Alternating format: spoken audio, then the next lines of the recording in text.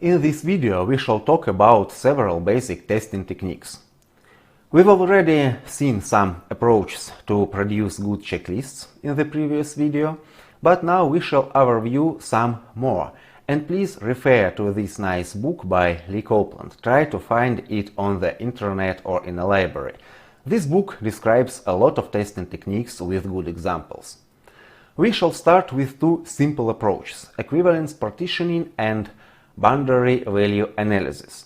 Here are definitions on what is an equivalence class. That's the set of data that treated the same way by some module or application and produce the same result. And a boundary is the edge between equivalence classes. So what we have to do is to find which input data is treated the same way and then use boundary values to select some input data for our tests. Now we shall review an example. Imagine you have to test a function that determines if a given string value represents correct or incorrect username, and it shall return true or false accordingly.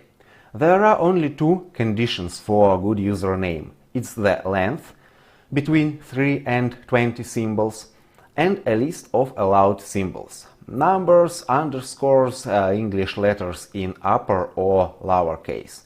Please take a pause and write down your own ideas before you proceed to the next slide. If somehow you are too optimistic and going to analyze all usernames, please don't be so optimistic. Because for that given conditions, we have such valid names, something like 2.4 by scale 32, and of course infinity of invalid names. So it will take us forever to check all those valid and of course invalid conditions. But for sure we do not have forever, so we shall use equivalence classes. First of all, by length. What's valid here? Something between 3 and 20. What's invalid here?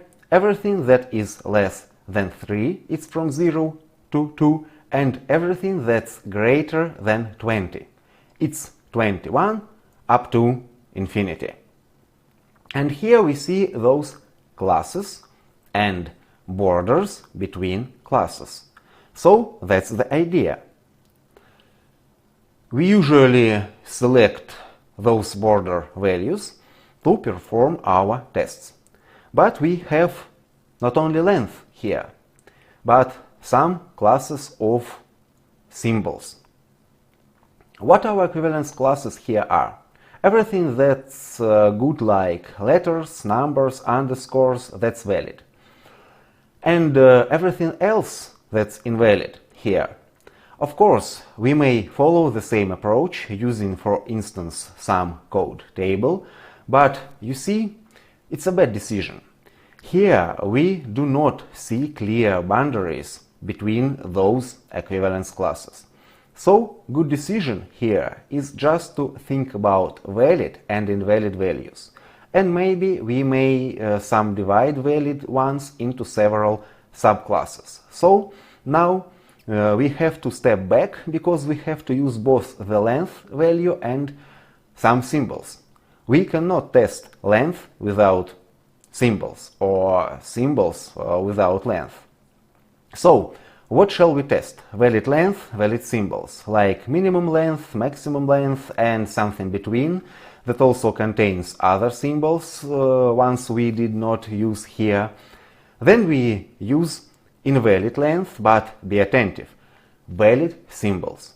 And once again, invalid length, but valid symbols. Here we use too short, and here we use too long string.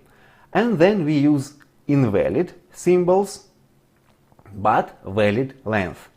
It the length is okay, but symbols here are not okay.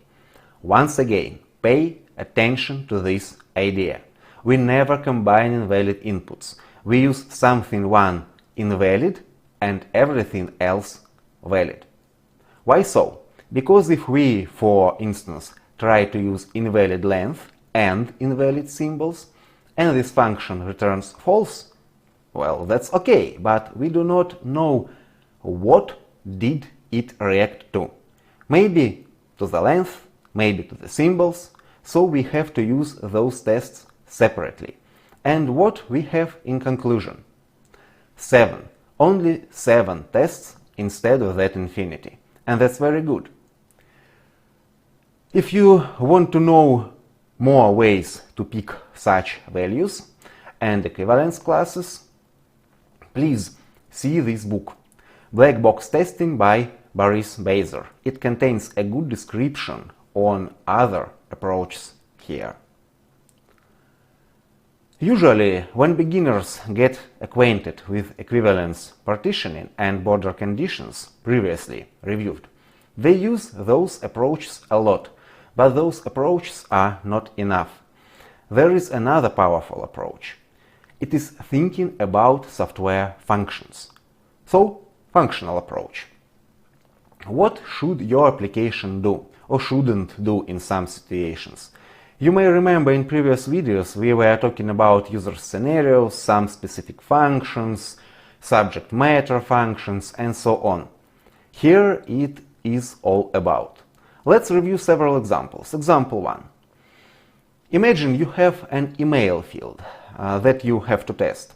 First of all, we need to know more. What is it used for? Maybe it's some mail list subscription, maybe it's a registration for some service, maybe it's just some email validation, so we have to know more. Then we have to find out any specific requirements, for instance, for domain names, for length of this email, and something like that. Then we have to know what's the reaction to valid or invalid input, and what's the reaction to empty field, to existing emails, and maybe some ideas on security, on SQL injections, code injections, and so on, and so forth. And all this is about functions. What the application does, how it does it, when it does it, what's the reaction to one or another action of the user. Knowing all that information, we may combine a good checklist. Or another example here. For instance, we have two dates fields, like vacation start and vacation finish. So we have something in time with starting and ending point. Once again, what specific requirements here are, if any? Because we do not know something, what country is it about, what organization is it about. Maybe there are some specific requirements to vacation in this situation. What's the reaction of the application to valid or invalid input? For instance, someone is going to input such date as 44th of the April. Of course, such date does not exist. So what's the reaction? Can both values be in the past, in the future, or maybe one in the past, other one in the future? That's the question we have to know the answer to. What's the reaction to empty fields? It's a typical question. A lot of situations imply something empty. Can those two dates be the same? What's the minimum and maximum vacation length? Maybe there are some specific legal requirements. Can it start or finish on Saturday or Sunday or any holiday, and so on and so forth.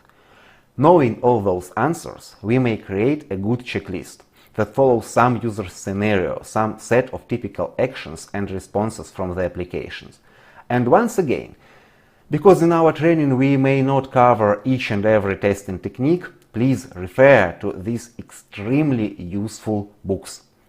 Try to find them, read them, keep them on your desk for the reference.